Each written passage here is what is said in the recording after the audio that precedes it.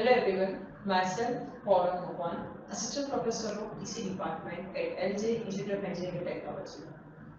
Welcome to the session of Satellite Communication. In the previous session, we have finished unit number 3, that is the geostationary orbit. Now, in today's session, we are going to start the next chapter, that is unit number 4, that is a radio wave propagation. In this session, we are going to cover the basic introduction and what are different losses. Like my signal is going to be traveling through a space, right? So it can be atmospheric loss, ionospheric loss, and based on the weather condition, it can be a rate attenuation, right? Starting from the introduction, as my signal is traveling between the Earth station and the satellite, must have to pass through the Earth's atmosphere, as the Earth's atmosphere has a different layers, right? Like troposphere, ionosphere, and the free space, right? So some of these impairments are like atmospheric loss, ionospheric effect, and the rate attenuation. Alright. So this graph represents the height in kilometer versus the different layers. Okay. So based on the height, different layers are identified. Okay, up to certain kilometer. From 0 to 90 kilometer, it is the Earth's troposphere. Then 100 to 400, it is ionosphere, and more than 600, it is a free space.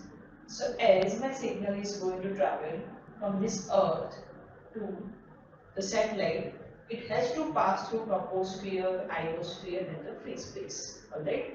And some part of the signal is going to be absorbed in these layers.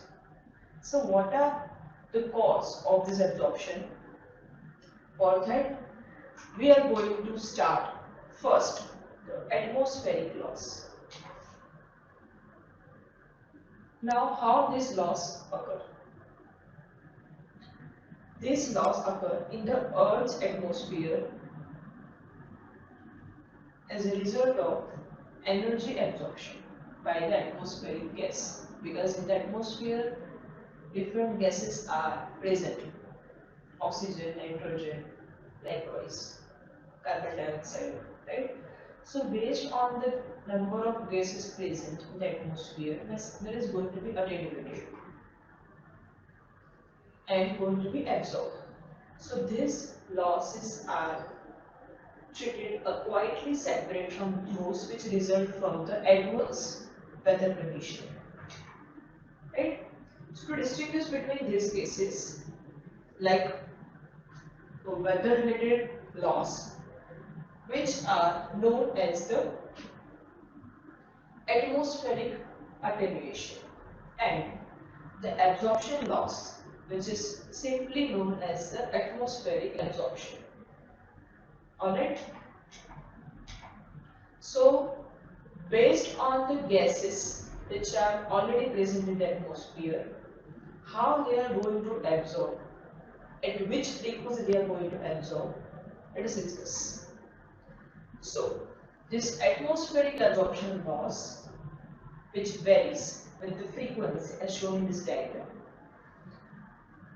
On the y-axis it is a frequency, on the x-axis it is the transmission attenuation, okay, or you can say attenuation in dB.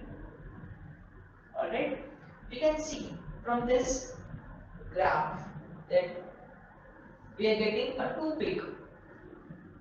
One peak at approximately 22 gigahertz, and second peak which is approximately at 60 gigahertz. Alright, All these frequency ranges are in terms of gigahertz because we are dealing with the satellite communication, right? And we are using C frequency, C band, Ku band, and the Ka band for satellite communication that we have already discussed. Okay. So based on the content of water vapor, we are getting a peak at 22 gigahertz. That means the attenuation is around 0.8 dB due to the based on the water in the atmosphere. Okay? And second, we are getting the second peak approximately at the 60 gigahertz. So this attenuation is around 120 dB. Alright? So from this diagram we are able to conclude that for presence of water and the presence of oxygen we are getting attenuation. That means my signal is going to be absorbed in the atmosphere. Okay? For a specific frequency. So it caused by the difference in the atmospheric refractive index. Alright? What do we mean by refractive index? That we have discussed in the subject of optical communication.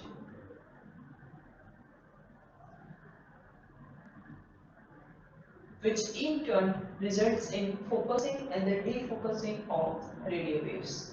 And based on that, a signal is traveling from the lower refractive index to the higher refractive index. Signal is going to be refracted.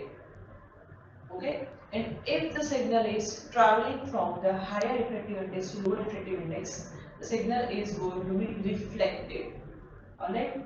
The concept was done in the optical communication is a total internal reflection in the optical fiber cable. Alright? What is ionospheric effect? The radio waves which are traveling between satellite and the Earth station must have to pass through the ionosphere. Right? So this ionosphere is the upper region of Earth's atmosphere in which the ions are present. Okay? And they are going to be ionized by mainly the solar radiation. So this free electron in the ionosphere are not uniformly distributed.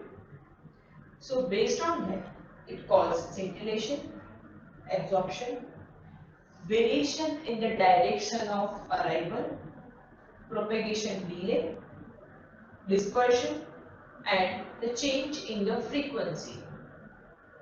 Apart from that, the polarization rotation is also there. So all this effect will going to decrease as the frequency is going to increase. Alright. So mostly in the inverse proportion to the frequency square.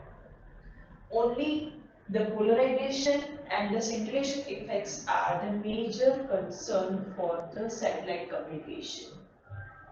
Right? So this is the ionospheric effect.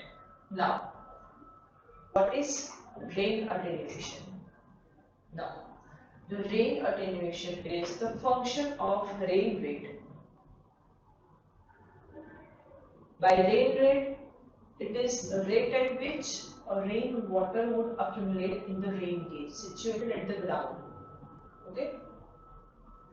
So based on that, we are able to calculate the rain rate, that is a RP. The specific attenuation, how they are going to calculate it? Small a is equals to alpha Rp raised to B, that is dB per kilometer. But if we are going to calculate total attenuation, then the length is going to be multiplied, right? That is alpha into L is equals in that value is called the total attenuation in dB. So what is L? L is the effective length, path length for the signal through the ring, because the ring density is not uniform over the actual path length. So we are considering the effective path length rather than the actual length, right?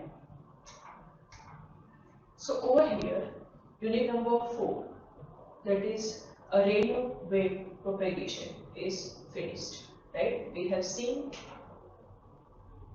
basic introduction, atmospheric loss, ionospheric effect, and the radio radiation. These are the references which I have used. But still, if you have any question, you can ask me anytime on my email ID. Till then, thank you for your attention.